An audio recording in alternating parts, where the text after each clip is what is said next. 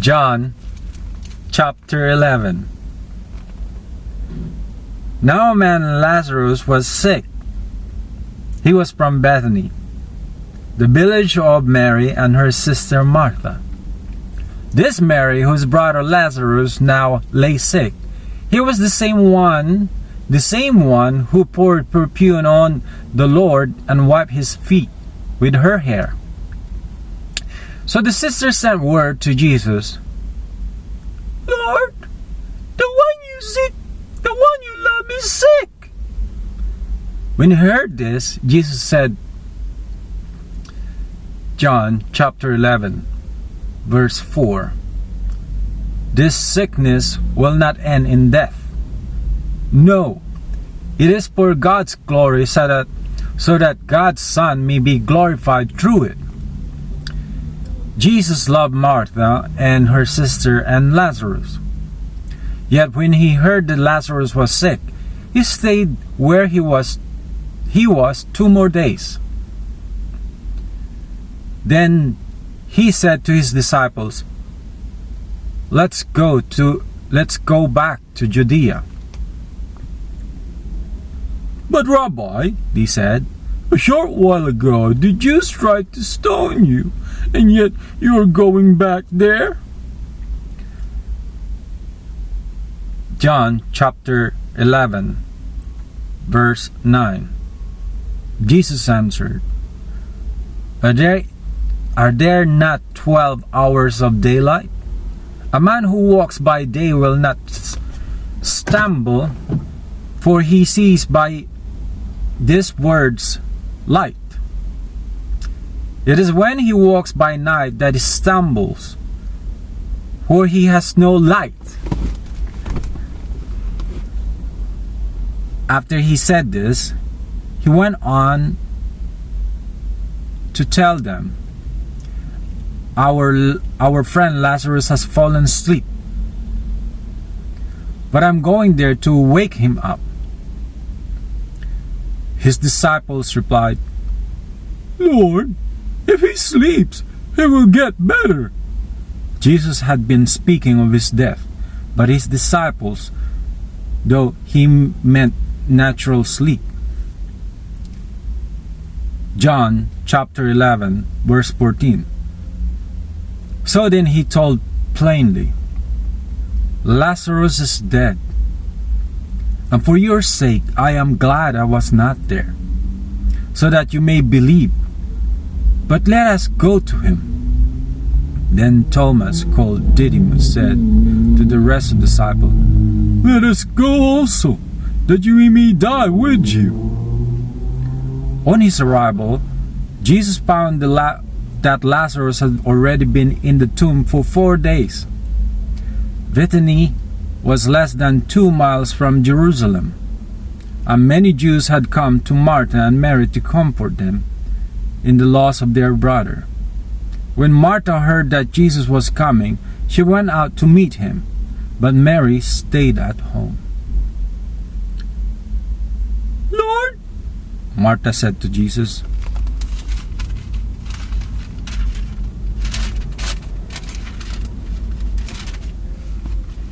"if you had been here, my brother would not have died. But I know that even now God will give you whatever you ask." Jesus said to her, "Your brother will rise again." Martha answered, "I know he will rise again in the resurrection of the last day." John chapter 11, verse 25.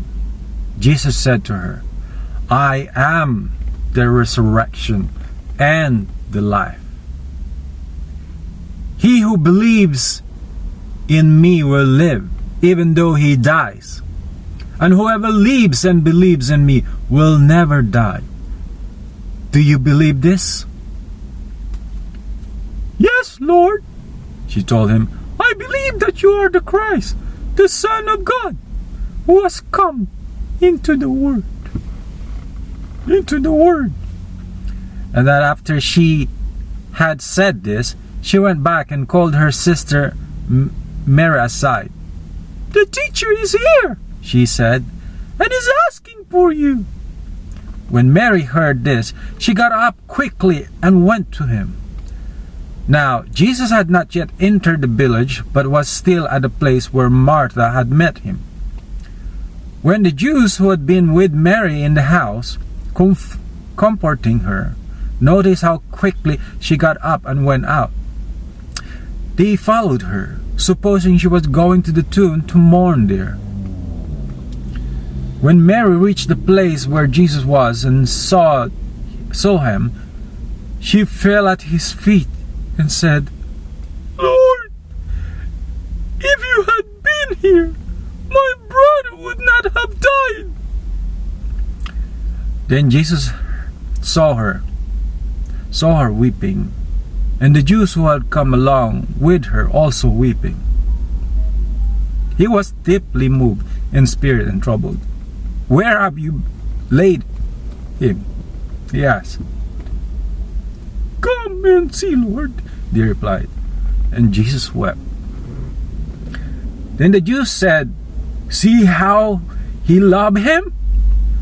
Some of them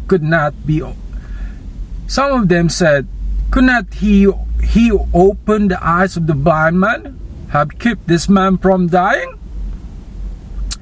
Jesus, once more deeply moved, came to the tomb. It was a cave with a stone laid across the entrance. "Take away the stone," he said.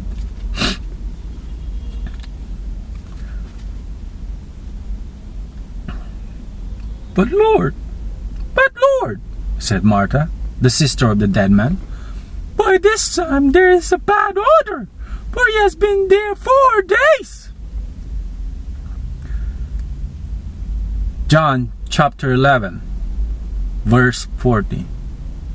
Then Jesus said, "Did I not tell you that if you believe, you would see the glory of God?" So they took away the stone. Then Jesus looked up and said, John chapter 11, verse 41. "Father, I thank you that you had heard me. I knew that you always hear me, but I said this for the benefit of the people standing here, that they may believe that you sent me." When he had said this, Jesus called in the loud voice, "Lazarus, come out!"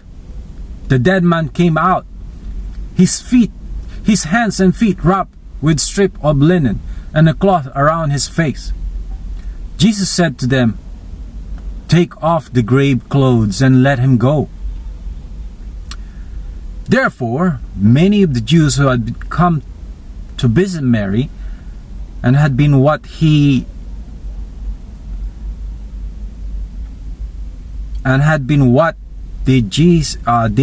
Jesus did, put their faith in him. But some of them went to the Pharisees and told them what Jesus had done. Then the chief priests and the Pharisees called a meeting of the Sanhedrin. "What are we accomplishing?" they asked. "Here is this man performing many miraculous signs. If we let him go like this, everyone will believe in him. And then the Romans will come and take away both our place and our nation."